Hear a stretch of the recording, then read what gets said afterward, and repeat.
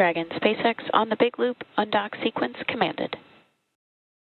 Never get tired of this footage. An historic trip to the International Space Station is coming to an end. The Axiom 4 crew has undocked from the ISS, and right now they're on their way back to Earth. CBS News space consultant Bill Harwood joins us now to talk about what's happening, and you got props, which is always good. Bill, talk to us about this ride home for these folks. Yeah, you know, they undocked a couple of hours ago. It's going to take them almost a full day to reach the point where they can splash down in the Pacific Ocean off the Southern California coast. So they've got a little bit of off-duty time. The ship flies itself autonomously. Of course, it's a little bit cramped in that capsule that the 4 people are strapped into. But you know, a fairly relaxing ride, a few last glimpses of Earth below. And if all goes well, they'll be landing early tomorrow morning off the coast of California. And I think what we're looking at now are live pictures coming to us from this capsule. The controller can correct me if I'm wrong. What was so special about this mission?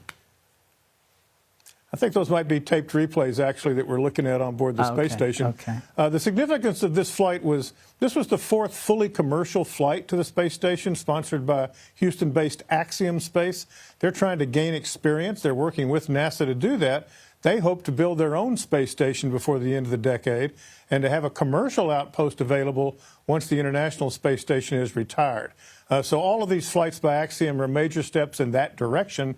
And so in that sense, it's a historic step forward in the sense of getting more private astronauts into low Earth orbit. And that, of course, is the goal here with NASA's cooperation. Yeah, and if we think back, the Axiom launch was delayed several times. So now that they were able to make it, they're on the way back, it was historic. Has it yet been a success, or does that depend on, I guess, if and when they land safely?